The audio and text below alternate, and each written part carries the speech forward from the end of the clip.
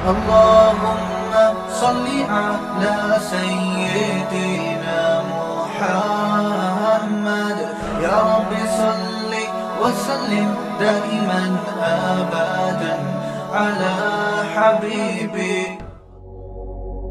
میں یہ عرض کر رہا تھا، دیکھو میرے بھائی، اگر اللہ نے آپ میں کوئی اچھی بات رکھی ہے، کسی نیکی کی توفیق دی ہے، تو اس کا بھی استحضار کرنا چاہیے. استحضار کا مطلب اس کے بارے میں ہمیں سوچنا چاہیے، اس کی ہم قدر کریں، اس پہ اللہ کا شکر ادا کریں. یہ نہ دیکھیں سب روزے رکھنے تو ہم نے رکھ لیا تو کیا ہو گیا. بھائی سب کا نہیں پتا، ہم تو نالائق ہیں یار، سب تو بہت نیک ہیں، وہ تو رکھ سکتے ہیں. ہم جیسے نالائق کو اللہ نے توفیق، میرا جو اللہ سے معاملہ ہے مجھے کیا پتا آپ کا کیا معاملہ ہے، میں تو اپنا معاملہ دیکھوں گا.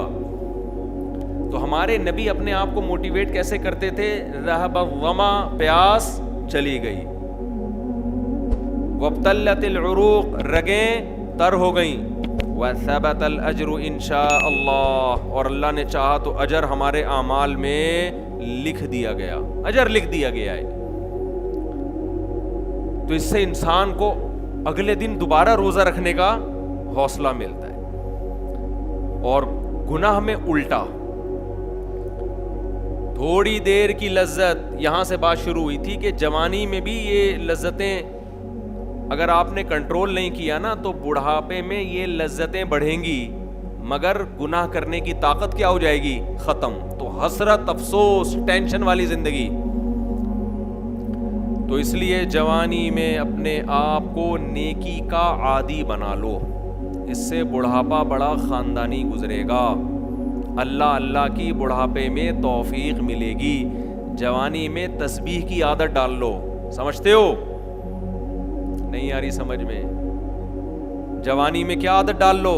تسبیح کی. نبی صلی اللہ علیہ وسلم نے فرمایا، صحیح بخاری کی آخری حدیث، کلیمتانی خفیفتانی علی اللسانی ثقیلتانی فی المیزان حبیبتانی الی الرحمن سبحان اللہ وبحمدہ سبحان اللہ العظیم. دو کلمات زبان پہ بہت ہلکے، ترازو میں بہت بھاری، اور رحمان کو بہت محبوب. ایک سبحان اللہ وبحمدہ، دوسرا سبحان اللہ العظیم. یہ آپ نے اگر جوانی میں اپنے آپ کو ذکر کا عادی بنا دیا، بڑھاپا بڑا اچھا گزرے گا. ہماری مسجد میں ایک بزرگ ہیں، پابندی سے تراویح پڑھتے ہیں. آج فجر میں پتہ چلا کہ روزانہ 20 پارے تلاوت کا معمول ہے. میرا خیال ہے 70 سال عمر تو ہوگی. 70 سال میں روزانہ کتنے پارے پڑھ رہے ہیں؟ 20. کیا یہ عادت انہوں نے بڑھاپے میں ڈالی ہے؟ بڑھاپے میں اتنی ہمت نہیں ہوتی. یہ عادت کب سے پڑی ہوئی ہوتی ہے؟ جوانی میں روز 20 نہیں پڑھتے ہوں گے، 2 پڑھتے ہوں گے، 3 پڑھتے ہوں گے. لیکن جیسے جیسے عمر بڑھ رہی ہے وہ تعداد کم ہونے کے بجائے، بولو، وہ شوق بڑھتا چلا جا رہا ہے.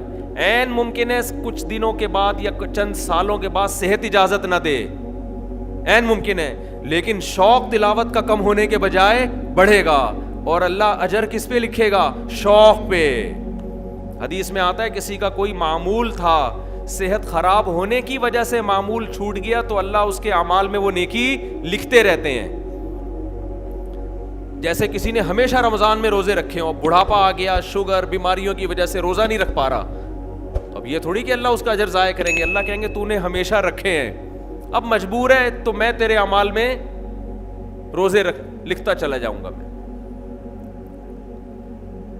تو آج آپ نے اپنے آپ کو، میرے بھائی، اللہ کا تھوڑا تھوڑا اللہ کا ذکر کی عادت ڈالو. میں نہیں کہہ رہا آپ سے زیادہ نہیں ہوتا تو وحشت نہ پیدا، تھوڑا کر لو. آج تھوڑا کرو گے، کل اس تھوڑے میں ایسی لذت ہوگی کہ اللہ اس مقدار کو بڑھا دے گا. حدیث میں آتا ہے سبحان اللہ والحمد للہ ولا الہ الا اللہ واللہ اکبر، یہ کلمات احب الی اللہ مما طلعت الشمس او کما قال صلی اللہ علیہ وسلم. سورج جن چیزوں پہ طلوع ہوتا ہے، ظاہر ہے سورج تو پوری دنیا پہ طلوع ہوتا ہے، ان تمام چیزوں میں اللہ کو سب سے زیادہ محبوب یہ کلمات ہیں. اور دیکھو اس میں اللہ کا کوئی فائدہ نہیں ہے، اللہ کی آپ حمد و ثنا کریں، اللہ کا کوئی فائدہ نہیں ہے۔ اللہ یہ چاہتے ہیں میرے بندے اپنی زبان سے میرا نام لیا کریں، اللہ کو اس بات کی خوشی ہوتی ہے۔ ہمارے حضرت ایک شعر پڑھا کرتے تھے، یہ جو اہل اللہ ہوتے ہیں نا ان کو ذکر کی بڑی عادت پڑ جاتی ہے، بار بار اللہ کا نام لیتے لیتے نا، شروع میں تو انسان کو عادت نہیں ہوتی، جب نام لیتا ہے بار بار ذکر، تو پھر اس کا ٹائم اللہ کے ذکر کے بغیر پاس نہیں ہوتا، پھر اس کو ایک کمی محسوس ہوتی ہے۔ کسی کو چائے کی عادت پڑ جائے، چرس کی عادت پڑ جائے، سگریٹ کی عادت پڑ جائے، نہیں ملے تو تڑپتا ہے نا، تو جس کو ذکر کی عادت پڑتی ہے نا، اس کو جب ذکر کا ٹائم نہ ملے تو اس کا دل پریشان ہوتا ہے، اس کو اللہ کے نام میں ایک چسکا آنے لگتا ہے۔ لیکن یہ پہلے دن نہیں ہوگا، عادت ڈالنی پڑے گی۔ تو روز آنا اس کا معمول بنا لیں، 100 دفعہ صبح 100 دفعہ شام تسبیح کا معمول بنا لیں۔ اس سے کیا ہوگا؟ ابھی شاید دل نہ لگے آپ کا، لیکن جیسے جیسے عمر بڑھے گی اللہ کے نام کا چسکا لگنا شروع ہو جائے، بڑھاپا بہت اچھا گزرے گا، اللہ کو یاد کر کے گزرے گا۔ کھوپڑی شریف میں بات آ رہی ہے کہ نہیں آ رہی؟ اور اگر ہر وقت دنیا کے تذکرے کرتے رہے نا، ہر وقت ویڈیو گیم لے کے بیٹھے ہوئے، پب جی کھیل رہے ہیں، سانپ والا اب تو سانپ والا ختم ہو گیا، اب آ رہا ہے سانپ والا، نوکیا میں آتا تھا، سانپ لمبا ہوتا جا رہا ہے، اس کو پتہ نہیں فضول ٹائم ویسٹ کر رہے ہو۔ ہم پریشان ہوتے ہیں یار، ہمارے پاس کاموں کو نمٹانے کا ٹائم نہیں ملتا، ہم تو چاہ رہے کاش یہ دن 24 گھنٹے کے بجائے 48 گھنٹے کا ہو جائے، اور لوگ کیا کر رہے ہیں کہ وہ باقاعدہ ارادہ کر کے ضائع کر رہے ہیں ٹائم۔ ہمارے تو کام نہیں نمٹتے، جب ہم رات کو سونے کے لیے لیٹتے ہیں تو کہتے ہیں یار آج کا دن بھی گزر گیا اور کام ویسے کے ویسے ہی، اور ادھر باقاعدہ ارادہ کر کے جو ہے نا ٹائم ضائع کیا جا رہا ہے کہ چلو ٹائم ویسٹ کرتے ہیں۔ ایسی چیز میں ٹائم گزر جائے نا جو ذہنی تفریح کا ذریعہ بنے تو بھی ٹھیک ہے، گپ شپ لگا لو دوستوں کے ساتھ بیٹھ کر، یہ کیا ہے یار دماغ کو خامخواہ کا تھکا رہے ہو بیٹھ کے۔